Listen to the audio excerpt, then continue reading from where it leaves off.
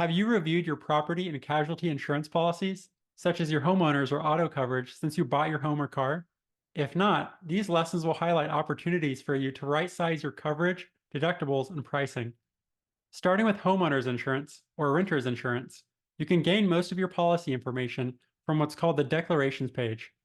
Go ahead and download your own homeowners, auto, and umbrella policies to follow along and highlight your details and opportunities. The policy statement includes the insured's names, property address, and the lien holder's information if there is a mortgage on the property. If it's still listed here but you've fully paid off your mortgage, update your insurance company of this reduced risk. And while you're at it, you should also look for your roof replacement year, often included within the policy as well. If you've replaced your roof since the listed year, you should update your insurance company of that reduced risk. Your policy coverage is divided into two sections, the first to protect the property, identified here as A through D, and the second to cover personal liability, labeled E through F. Coverage A, dwelling. This covers the ability to replace the house, including attached structures and built-in appliances, not including the cost of the land, since that would not need to be rebuilt. You may notice your dwelling amount has increased over the past few years due to inflation and shortages of labor and materials. Coverage B is for other structures. This covers property attached to the land but separate from the main home, such as a fence, patio, pool, barn, or shed. Most of the policies I've reviewed include other structures coverage of 10% of the dwelling amount, like we see here, 40,400 divided by 404,000. If this percentage is higher than 10% on your policy, ask yourself which structures require coverage and what might be the replacement cost. You may be overinsured for coverage B. Coverage C, personal property. This covers contents of the home that are not built in. Imagine flipping your house upside down and adding up the value of all the stuff that falls out. This coverage is usually 50% or 75% of the dwelling amount. Have you ever considered the value of your home's contents and recorded a video tour to keep track of what you own? Also, are there any specific items you'd like to earmark for beneficiaries as part of your estate plan? Personal property coverage is often under or overinsured, since it's usually calculated as a percentage of your dwelling coverage, not a dollar amount. You can also make a note of whether this coverage is defined as the higher replacement cost or lower actual cash value, ACV. Coverage D is loss of use. This would cover the cost of housing while your home is uninhabitable, usually while it's being repaired or rebuilt. This typically falls between 10% and 30% of the dwelling amount, but sometimes even up to the actual loss. Since this coverage is usually limited to 24 months, but still based on a percentage of the dwelling coverage, the dollar amount may not be aligned with your family's unique financial situation.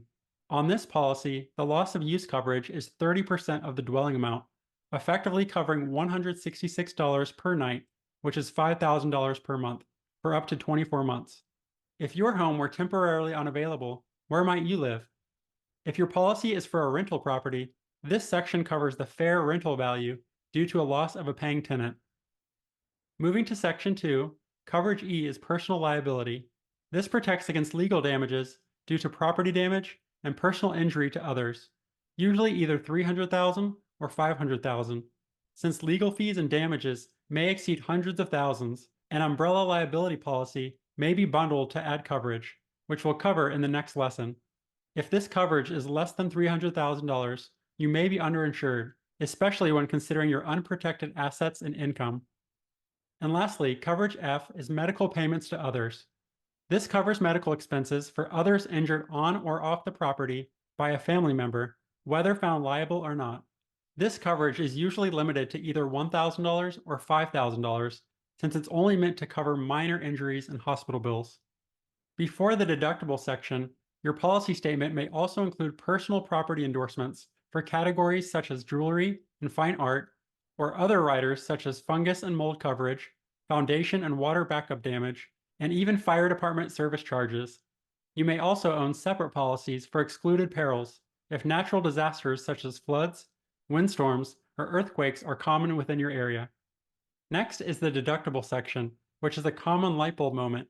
These typically range between $1,000 and up to 2% of the covered dwelling amount.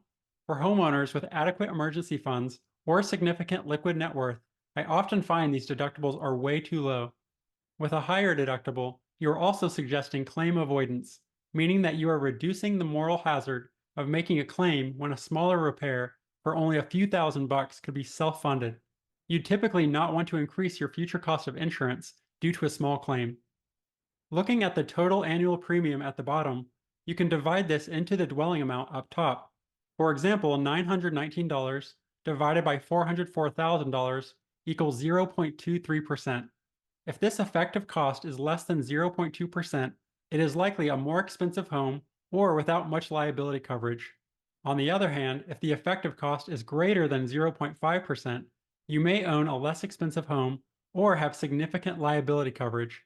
And lastly, make a note of whether you're paying your insurance premiums monthly or annually, or if they're paid from an escrow account shown on your mortgage statement. Some insurance companies provide significant discounts if your premiums are paid in full each year and are on autopay.